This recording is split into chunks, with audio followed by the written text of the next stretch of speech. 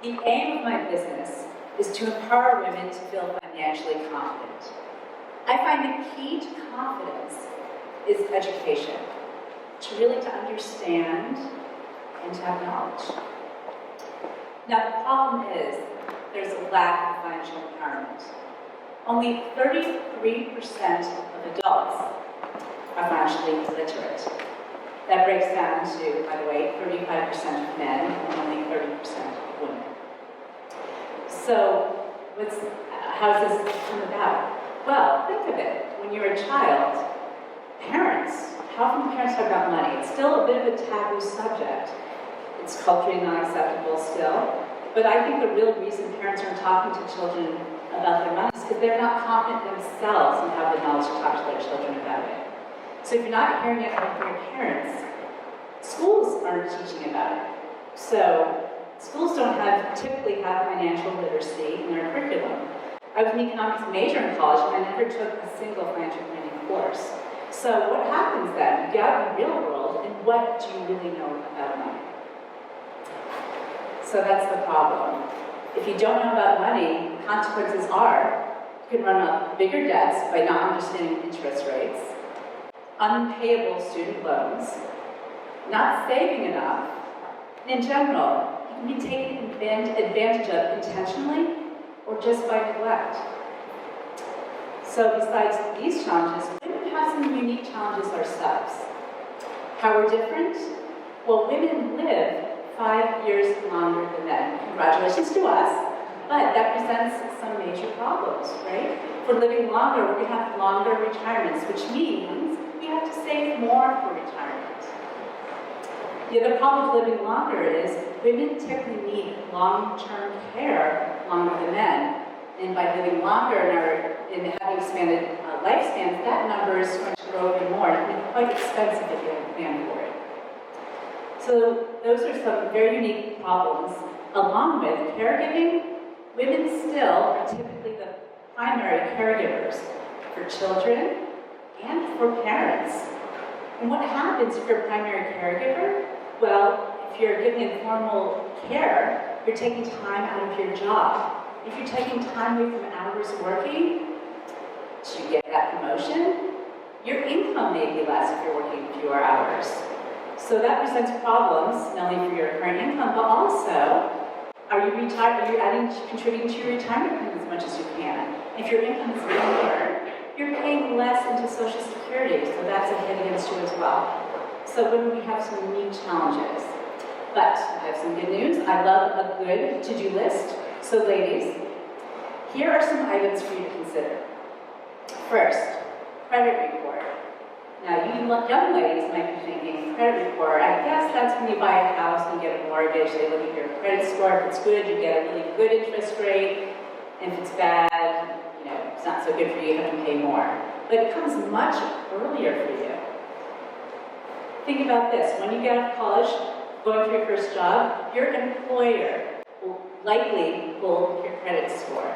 They want to see what type of risk you are as an employee. And before you buy that house, you're probably going to rent an apartment. Your landlord will look at your credit report. They want to see what type of risk you are, and if you have a bad credit score, you may not even be able to get that apartment. Another risk to consider too, even before you start working and you just turned 18, you're just heading off to college likely, is what happens if you're in college? You're on a trip skiing with your friends or you fall ill, and who's going to help you with your medical decisions? You need a HIPAA release and a health care proxy signed when you turn to adult age. In Massachusetts, that's 18. There's privacy restrictions on your medical records, so if you want your parents to know and be able to help you immediately, you need to have those your healthcare proxy and HIPAA paperwork filled out before you head to college. So that's something, personal contingency planning you have to do as you're heading to college very early. And then when you start working, your income is going to be everything to you, and that's going to make your world go on, what you're earning. How do you protect that income? Let's say something happens to you, you're disabled, you can't work. You have to have long-term disability insurance, so some risks to protect yourself. Another thing, very important, are student loans. This is going to be a very first important financial decision.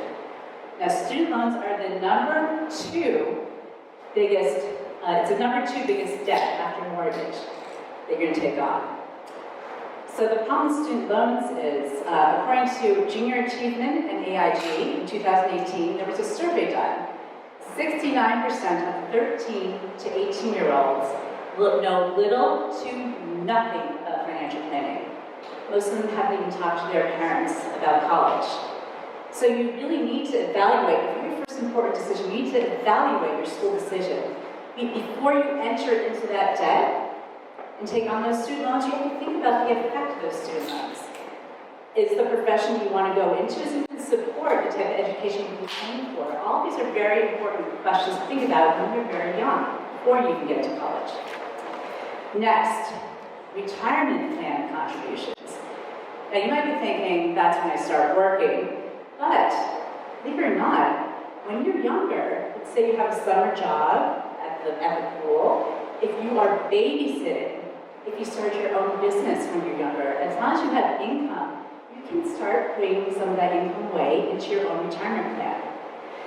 Now, in my profession, 23 years now, I've seen hundreds of financial plans, run through hundreds of financial plans. The one thing that I find consistently makes the biggest difference is consistently adding to your own retirement plan. It makes a world of difference.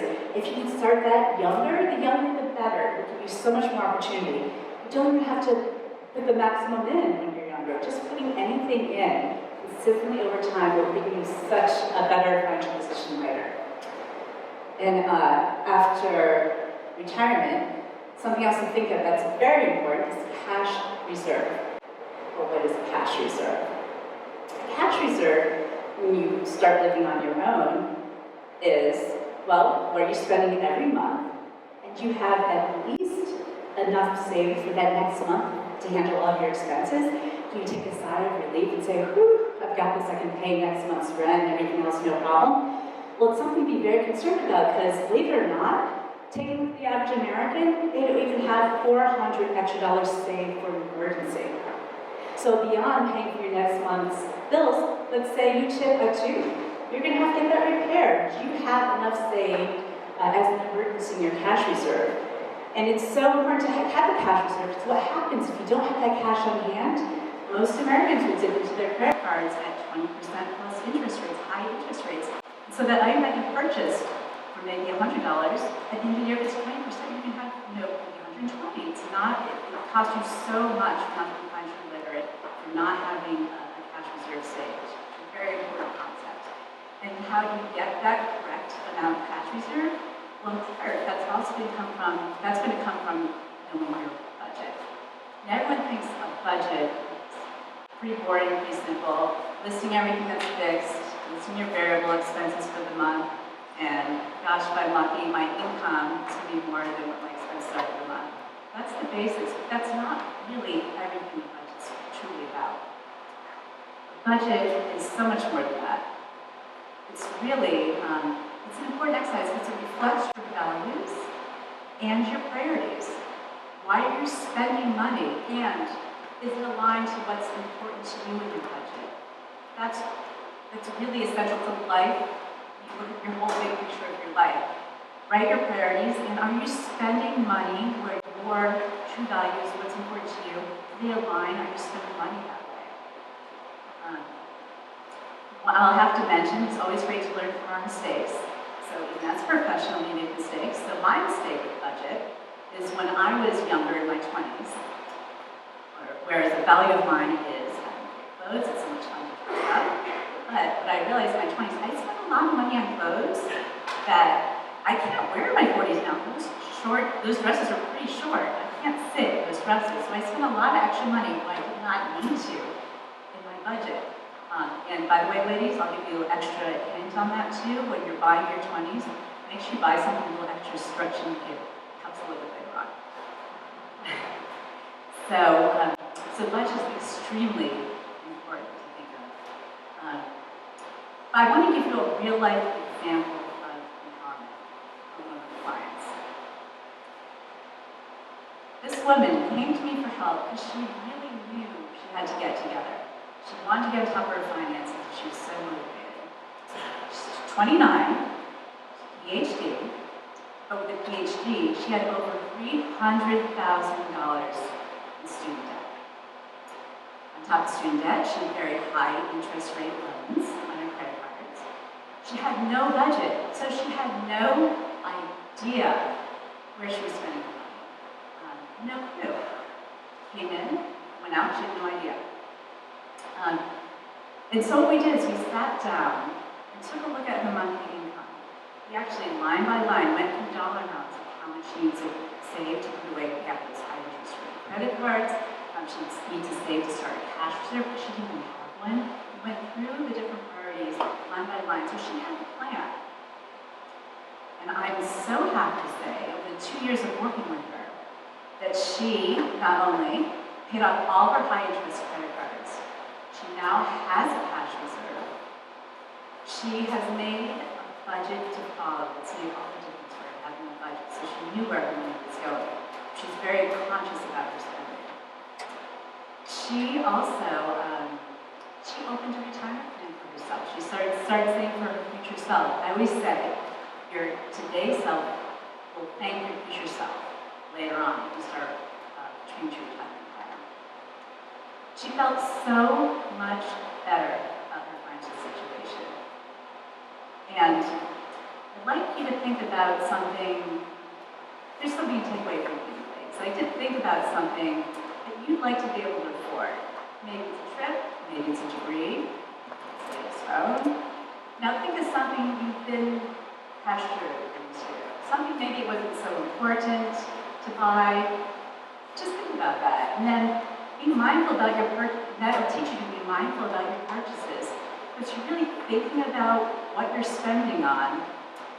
You might not make that choice. You'll think about your future. Just think about your priority list all the time in the back of your mind and say, do I really need X, Y, and Z? Is that really going to get me to my goals?